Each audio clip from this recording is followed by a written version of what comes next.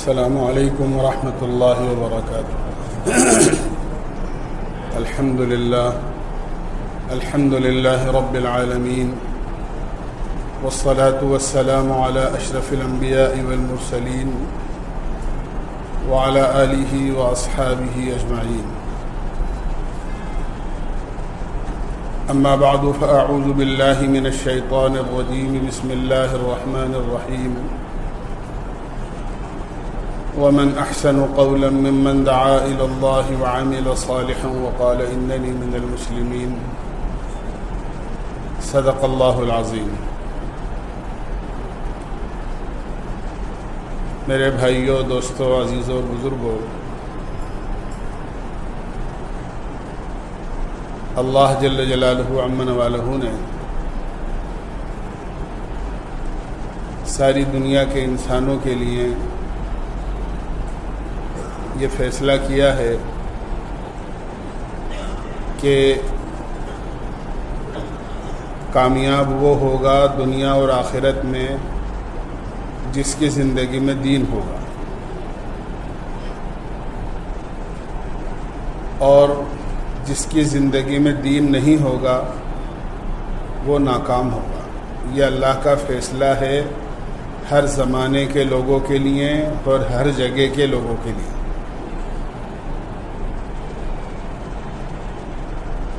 کامیابی کے لیے اللہ نے دنیا کی چیزیں اور اسباب نہیں دیے ہیں، بلکہ کامیابی کے لیے اللہ نے اپنا دین دیا ہے۔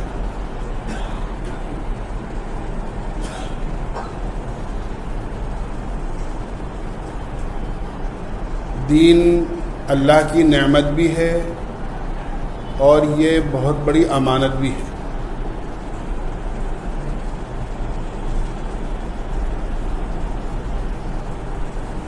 قرآن کریم میں اللہ تعالیٰ نے دین کو نعمت کہا ہے۔ الیوم اکملت لکم دینکم واتممت علیکم نعمتی۔ ہم نے دین مکمل کر دیا اور نعمت پوری کر دی۔ معلوم ہوا کہ دین بہت بڑی نعمت ہے، اس لیے کہ اللہ نے اس میں دنیا اور آخرت دونوں جہاں کی کامیابی چھپا رکھی ہے۔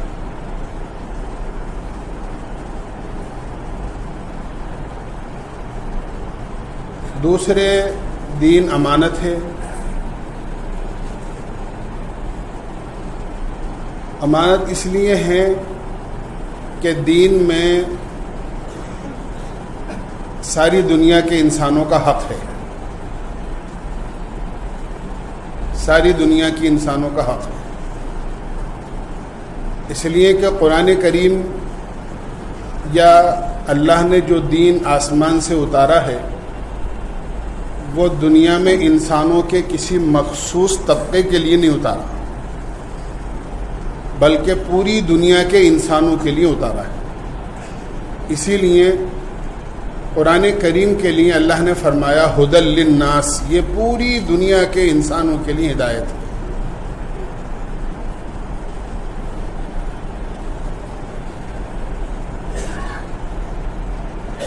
پوری دنیا کے انسانوں کے لیے ہدایت۔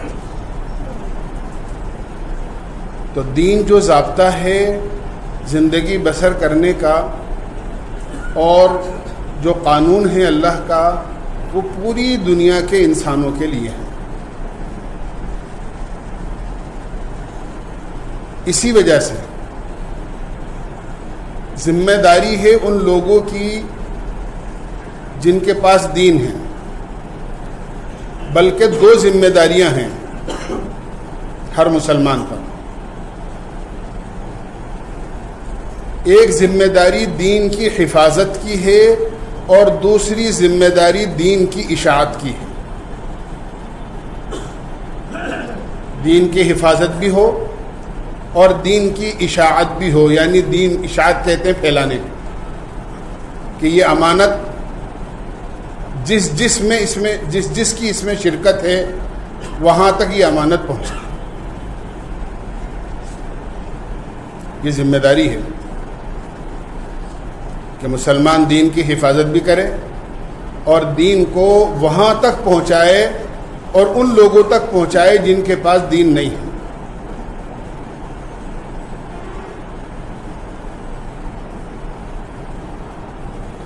اللہ کے نبی علیہ الصلاۃ والسلام کے زمانے میں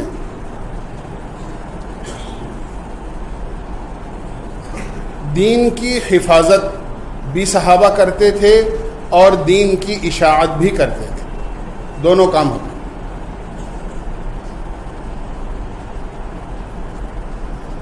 اور سب سے بڑی حفاظت کا جو عمل اللہ کے نبی علیہ السلام اور صحابہ کی زندگی میں ملے گا وہ عمل سے ملے گا۔ ایک دین کی اشاعت کا طریقہ ہوتا ہے کتابت، کہ آدمی دین کو پھیلانے کے لیے کوئی رسالہ ہے، کوئی کتاب ہے، کوئی پمفلیٹ ہے، کوئی اخبار ہے، یہ بھی دین کے پھیلانے کے ایک طریقے ہیں۔ لیکن اور یہ بہت بڑا کام ہمارے بڑوں نے کیا، بزرگان دین نے احادیث لکھیں، قرآن کریم کی تفسیریں لکھیں، فقہ کی کتابیں لکھیں، بہت سارے کتب خانے اور ایسی کتابیں لکھیں کہ وہ تو لکھ کر چلے گئے، ہم انہیں پڑھ بھی نہیں سکتے، ہم انہیں پڑھ بھی نہیں سکتے۔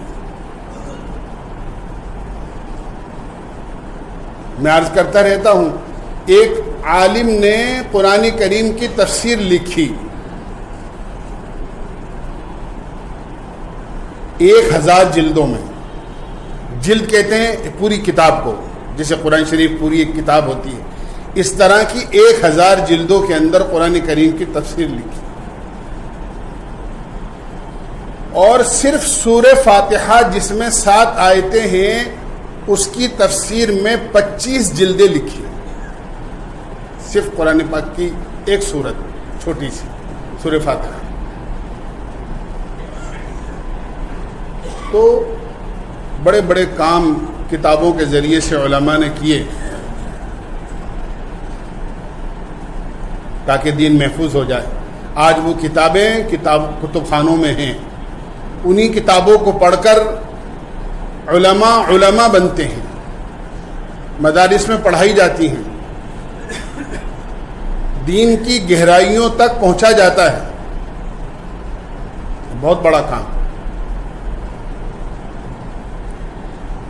دوسری، دین کی حفاظت کا ایک بہت بڑا راستہ یہ ہے کہ دین کے ہر حکم پر عمل کیا جائے۔ اللہ کے نبی کے زمانے میں یہی تھا، کتابیں بعد میں لکھی گئیں، اللہ کے نبی کے زمانے میں ہر دین کے شعبے کی حفاظت عمل سے ہوتی تھی۔ اللہ کے نبی علیہ الصلاۃ والسلام نے کوئی بات ارشاد فرمائی، صحابہ نے اس پر عمل کر لیا، بلکہ صحابہ کو اور لوگوں کو عمل سے ہی دین سکھایا جاتا تھا۔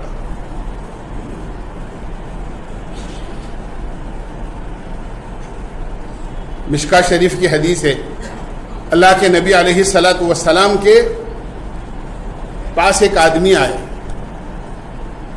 اور آ کر اس نے کہا کہ میں نماز کے اوقات معلوم کرنے آیا ہوں کہ نماز کے اوقات کیا ہیں، یعنی فجر کب پڑھی جائے، ظہر کب پڑھی جائے، عصر کب پڑھی جائے، مغرب کب پڑھی جائے، عشاء کب پڑھی جائے، نماز کے اوقات کیا ہے۔ اللہ کے نبی علیہ الصلاۃ والسلام نے ہماری طرح کوئی نقشہ نہیں دیا ان کو، لوگ نقشہ لینے آتے ہیں کہ صاحب نماز کے اوقات کا نقشہ دے دو، بلکہ حدیث میں آتا ہے اللہ کے نبی نے انہیں روک لیا اور حضرت بلال رضی اللہ عنہ سے کہا فجر سے لے کے عشاء تک کہ آج پورے دن کی اذانیں اس وقت دینا جب نماز کا وقت شروع ہو جائے، یعنی فجر کی اذان اس وقت دو جب صبح صادق ہو جائے فوری طور، ظہر کی اذان اس وقت دینا جب ظہر کا وقت شروع ہو جائے، عصر کی اذان اس وقت دینا جب ظہر عصر کا وقت شروع ہے۔ اس طرح ہر نماز کی اذان اول وقت میں دلوائی۔ اگلے دن آپ نے حضرت بلال سے کہا آج کی اذانیں ساری کی ساری اخیر وقت میں دینا، اتنی دیر پہلے کہ اذان دے کر نماز پڑھ لی جائے بس۔ جب 2 دن گزر گئے تو آپ نے کہا کہاں ہیں وہ جو نماز کے اوقات معلوم کرنے آئے تھے؟ ان کو بلایا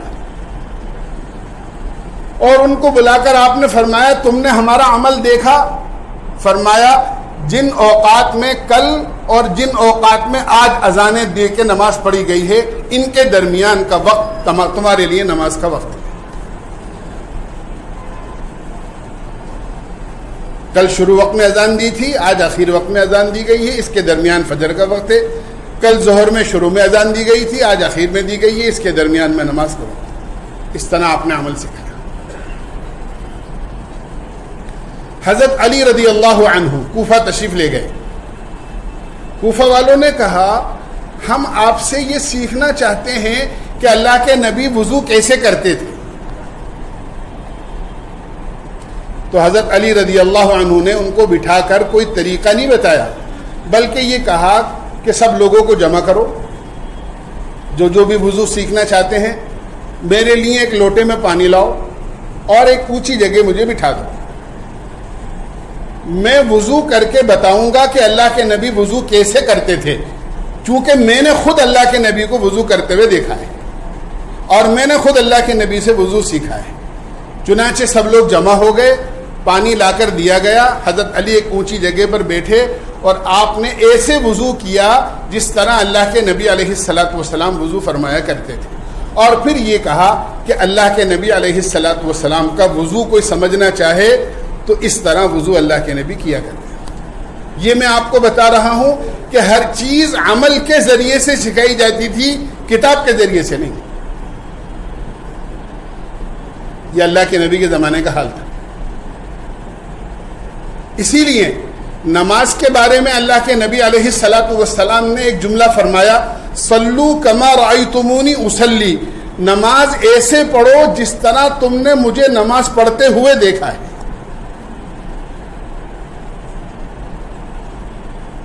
آپ نے یہ نہیں فرمایا کہ نماز ایسے پڑھو جس طرح میں نے تمہیں نماز کی کتاب میں پڑھایا ہے، کہ تمہیں نماز کی کتاب میں نے نماز سکھائی ہے تو نماز کی کتاب میں جس طرح نماز لکھی ہوئی اس طرح پڑھو، اس طرح نہیں فرمایا، بلکہ فرمایا نماز ایسے پڑھو جس طرح تم نے خود اپنی آنکھوں سے مجھے نماز پڑھتے ہوئے دیکھا ہے۔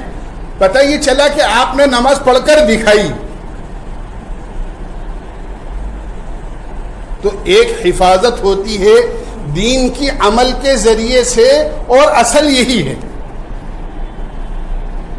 آج دین کتابوں میں ہیں، کتابیں الماریوں میں ہیں، الماریاں کتب خانے میں ہیں اور کتب خانے میں تالا لگا ہوا ہے۔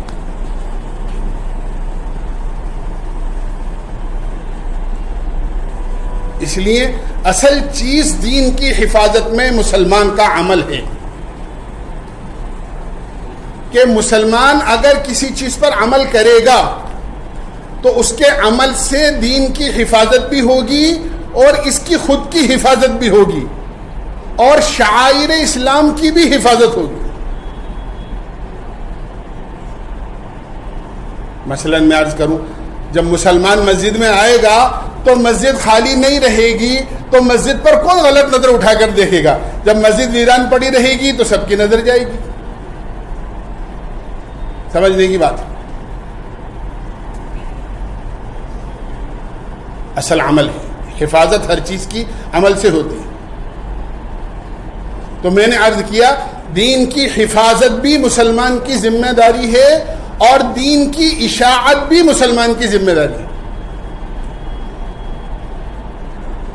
اور ہمارا دین مبین تو اتنا اعلیٰ، ارفع، اونچا، اکمل اور اتنا بلند اور اتنا اچھا ہے کہ آدمی دنیا میں رہے نہ رہے بعض چیزیں ایسی ہیں کہ اس کا ثواب مرنے کے بعد بھی جاری رہتا ہے۔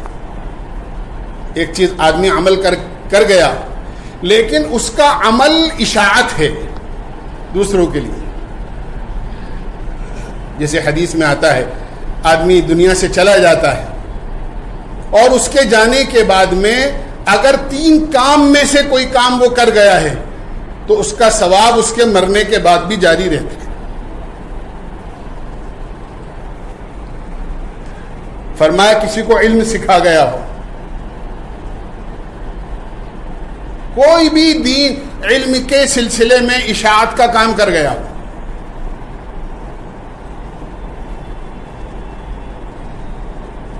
قرآن پڑھا گیا, کسی کو قرآن لکھ کر چلا گیا, کتاب لکھ کر چلا گیا, اس کی کتاب سے جتنے لوگ فائدہ اٹھائیں گے. قرآن کریم لوگوں کو پڑھا گیا, وہ سلسلہ پڑھنے پڑھانے کا جہاں تک جاری رہے گا اس کا ثواب اسے ملتا رہے, چاہے وہ دنیا میں ہو یا دنیا میں نہ ہو. علم کی اشاعت کہ آدمی خود عالم بنا, خود حافظ بنا, تو اس کے عالم بننے پر, اس کے حافظ بننے پر اس کو بھی اجر و ثواب, اس کا بھی فائدہ, اس لیے کہ اس نے قرآن کی حفاظت کی. اللہ نے قرآن کی حفاظت کی وجہ سے اس کی حفاظت کا انتظام کیا. چنانچہ حدیث میں آتا ہے کہ جو حافظ قرآن اپنے سینے میں قرآن کریم کو محفوظ کر لیتا ہے, اللہ اس حافظ قرآن کو آگ میں نہیں جلائیں گے, وہ جہنم میں نہیں جائے گا. بلکہ یہاں تک فرمایا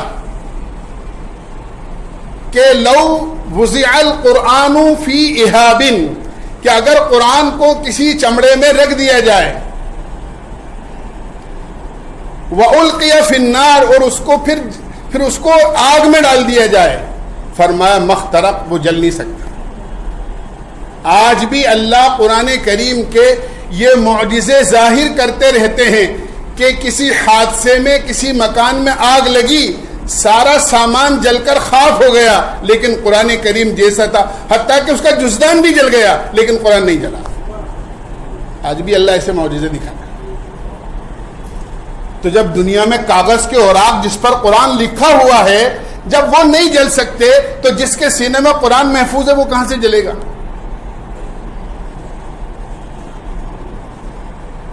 تو آپ نے قرآن کی حفاظت کری, اللہ نے آپ کی حفاظت کا انتظام کیا.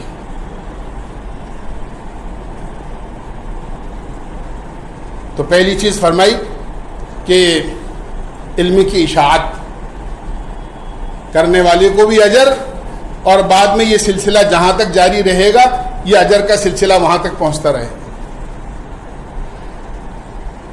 دوسرے فرمایا ولد صالح یدعو لہ, پیچھے نیک اولاد چھوڑ گیا ہو, اپنی اولاد کو اچھا بنایا, نیک بنایا, اس کی اچھی تربیت کی, اولاد نیک ہوئی. نیک اولاد نماز پڑھتی ہے تو اس کا ثواب اسے بھی ملتا ہے, ماں باپ کو بھی ملتا ہے, کیونکہ ماں باپ اس کے نیک بننے کا ذریعہ بنے. اولاد قرآن پڑھتی ہے تو اس کا ثواب اسے بھی ملتا ہے, ماں باپ کو بھی ملتا ہے, کیونکہ ماں باپ نے قرآن پڑھایا ہے. اسی لیے حدیث میں آتا ہے کہ قیامت میں حافظ قرآن کے ماں باپ کو 2 جوڑے پہنائے جائیں گے, اور اتنے قیمتی ہوں گے جن کی قیمت ساری دنیا کی چیزوں سے زیادہ ہوگی. تو وہ تعجب سے پوچھیں گے کہ یہ ہمیں کس عمل کے صلے میں دیا جا رہا ہے؟ تو کہا جائے گا تم نے اپنے بچے کو قرآن پڑھایا ہے, اس قرآن پڑھانے کے بدلے میں تمہیں دیا جا رہا ہے.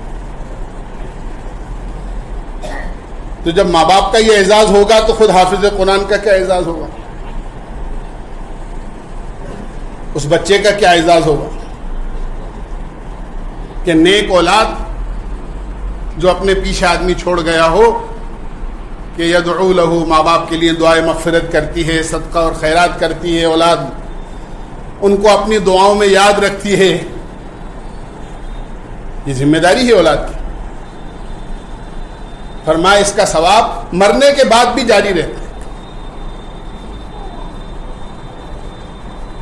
تیسرے فرمایا صدقہ جاریہ, کو کوئی ایسا صدقہ کر گیا ہو, کوئی ایسا کام کر گیا ہو, اپنی ملکیت کی کوئی چیز ایسی اللہ کے نام پر دے گیا ہو کہ جس سے لوگ فائدہ اٹھاتے رہیں اور اس کا ثواب اسے ملتا رہے.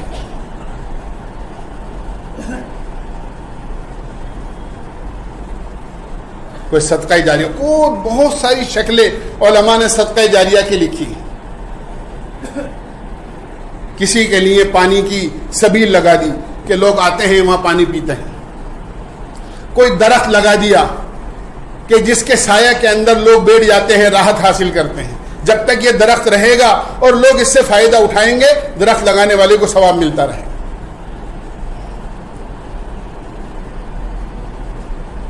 کوئی پانی کی نہر جاری کر دی، پہلے زمانے میں ایسا ہوتا تھا. کوئی کنواں کھدوا دیا.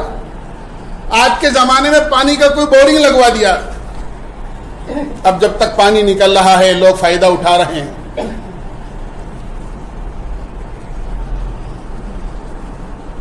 اللہ کے نبی علیہ الصلاۃ والسلام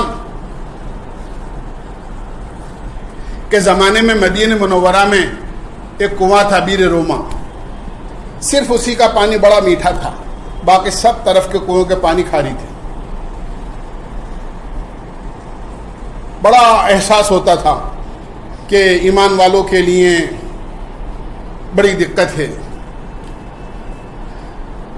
اللہ کے نبی علیہ الصلاۃ والسلام کے زمانے میں اسے خریدا گیا اور خرید کر مسلمانوں کے لیے وقف کیا گیا اور سارے لوگوں کو اجازت دی گئی اب جس کا دل چاہے بیر روما سے پانی لے. اور آپ نے دعا دی کہ جس نے ایسا کیا ہے اللہ اس کو جنت کی ایسی نہر سے پانی پلائیں گے جس کے پینے کے بعد کبھی دوبارہ پیاس نہیں لگے گی، جس کا پانی دودھ سے زیادہ سفید اور شہد سے زیادہ میٹھا اور مشک سے زیادہ خوشبودار ہوگا.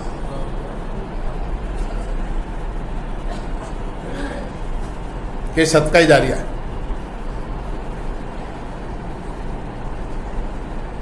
آج جو مسائل چل رہے ہیں ہمارے ہندوستان کے اندر کہ 1000 سال تک ہندوستان میں ایمان والوں کی اور مسلمانوں کی حکومت رہی. ہزاروں کی تعداد میں، لاکھوں کی تعداد میں مساجدیں، مدارس، مقابر، خانقاہیں، مسافر خانے، رفاہی ادارے قائم کیے گئے تاکہ اس سے ایمان والوں کو فائدہ ہو. بہت بڑا کام کیا. اور پھر اتنا ہی نہیں بلکہ عام مسلمانوں نے اپنی وہ جائیدادیں اور اپنی وہ زمینیں اور اپنی وہ عمارتیں جو لاکھوں نہیں کروڑوں کی قیمت تھی اپنے کام میں نہ لا کر، اپنی اولاد کے کام میں نہ لا کر اس کو اللہ کے نام پر وقف کیا تاکہ اگر اس جگہ پر مسجد بنے تو مسجد میں نماز ہوتی رہے، مدرسہ بنے تو لوگ دین کا علم حاصل کرتے رہیں، مسافر خانہ بنے تو مسافر آ کر اس پر ٹھہرتے رہیں، آرام کرتے رہیں، اور کوئی غرباء اور یتیم اور بیواؤں کی مدد کے لیے اگر وقف کی ہے تو اس کی آمدنی سے ان کو فائدہ ہوتا رہے. آج پورے ملک میں ایسی جائیدادوں کی حفاظت کا بڑا مسئلہ کھڑا ہوا ہے.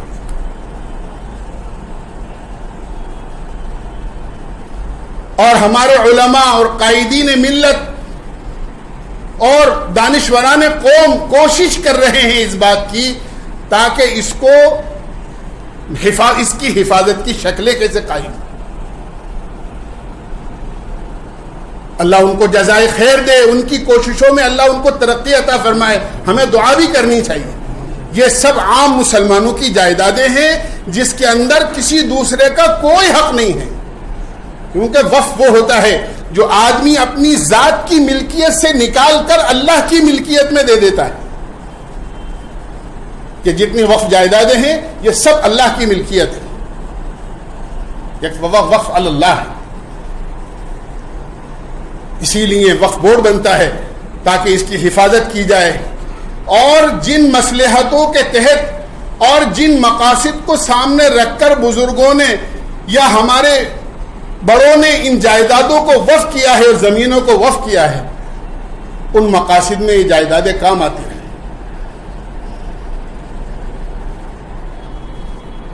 اس لیے میرے بھائیوں، دوستو، بزرگوں، آج ان کی حفاظت کی کوششیں ہو رہی ہیں، اغیار کی نظریں پڑ گئی ہیں،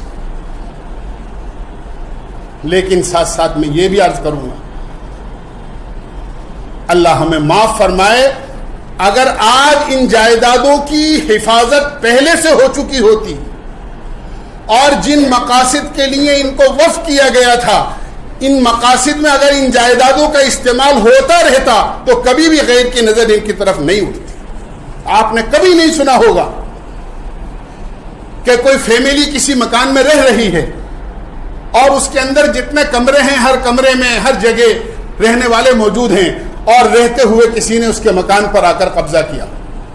ہاں، ایسے سینکڑوں نہیں، ہزاروں واقعات آپ کو مل جائیں گے۔ کسی کا مکان ویران پڑا ہوا ہے، کسی کی زمین ویران پڑی ہوئی ہے، کسی کا پلاٹ پڑا ہوا ہے اور اس پر کسی دوسرے نے قبضہ کر لیا۔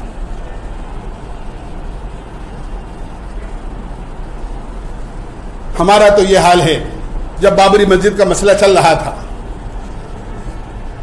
اس وقت میں ایک بڑی میٹنگ، کانفرنس، ایک جلسہ ہو رہا تھا۔ مغرب کے بعد جلسہ شروع ہوا، درمیان میں عشاء کی اذان ہو گئی۔ بہت دیر ایک صاحب نے انتظار کیا، جب دیکھا کہ کوئی نہیں اٹھ رہا تو وہ بیچارے اکیلے گئے اور نماز پڑھ کر واپس آ گئے۔ لوگ وہیں بیٹھے رہے، سب مسلمان تھے۔ جب مجلس ختم ہونے لگی تو وہ کہنے لگے میں بھی دو جملے کہنا چاہتا ہوں، اور مائک پر آ کر انہوں نے کہا مسجد کی حفاظت کے سلسلے میں بیٹھے ہو اور مسجد سے بلایا گیا اور مسجد ہی میں نہیں گئے، اس لیے مسجد کی حفاظت نہیں ہو رہی۔ یہ حال ہے ہمارا۔ کیا ہم اس ضرورت کو محسوس نہیں کر رہے ہیں کہ آج ہماری قوم کے لیے مدارس کی کتنی سخت ضرورت ہے، اسکولوں کی کتنی سخت ضرورت ہے، ہاسپٹلوں کی کتنی سخت ضرورت ہے؟ کیا حال ہوتا ہے ہمارے مریضوں کا، کیا حال ہوتا ہے ہمارے ان بچوں کا جب ہمارے بچے دوسری جگہ تعلیم حاصل کرنے جاتے ہیں۔ کہنے کی بات نہیں، آج تو ہر ایک کی جیب میں موبائل موجود ہے، ہر آدمی اپنی آنکھوں سے دیکھ رہا ہے کہ ہمارے بچے وہاں جا کر اپنی آنکھوں سے کفر دیکھ رہے ہیں، کانوں سے کفر سن رہے ہیں، اپنی زبانوں سے کفر بول رہے ہیں۔ پھر کیسے ہمارے بچوں کا ایمان اور عقیدہ محفوظ رہ سکتا ہے؟ کیا اس وقت میں بھی اگر ہماری وقف جائیدادیں اسکولوں کے لیے جو ہمارے ہوں کام نہیں آئی تو پھر کون سا وقت آئے گا کام آنے کا؟ کبھی سوچا ہم نے؟ کروڑوں کی جائیدادیں بالکل بیکار بے سود پڑی ہوئی ہیں، اور ایک طرف یہی حال ہے کہ گھر میں ایک آدمی پیاسا ہے اور فریج میں پانی رکھا ہوا ہے اور اس کو پانی پینے کی اجازت نہیں دی جا رہی، یا اس کو پانی نہیں پلایا جا رہا۔ کون سمجھدار اس کو صحیح چیز کہے؟ پانی موجود ہے فریج میں، کھانا موجود ہے، اور ایک آدمی بھوکا ہے۔ ایک طرف کھانا خراب ہو رہا ہے اور دوسری طرف بھوکا پیاس کی وجہ سے مر رہا ہے، بھوک کی وجہ سے مر رہا ہے۔ بہرحال میرے بھائیو، دوستو، بزرگوں، میں نے عرض کیا تھا یہ دین متین اور اتنی بڑی ذمہ داری ہمارے اوپر کہ ہم اپنے عمل کے ذریعے سے دین کی حفاظت بھی کریں اور اس کی اشاعت بھی کریں، اور کوشش کریں اس بات کی کاش اللہ تعالی ہماری ان جائیدادوں کو جو مساجد کی شکل میں، مدارس کی شکل میں، مقابر اور خانقاہوں کی شکل میں، درگاہوں کی شکل میں، یا ویسے ہی جو مسلمانوں کے لیے وقف کی گئی ہیں، اللہ ان کی حفاظت فرما دے اور اس میں ایسے ادارے قائم ہو جائیں جو سارے مسلمانوں کے مفاد اور فائدے میں کام آئے۔ اللہ ہمیں عمل کی توفیق دے۔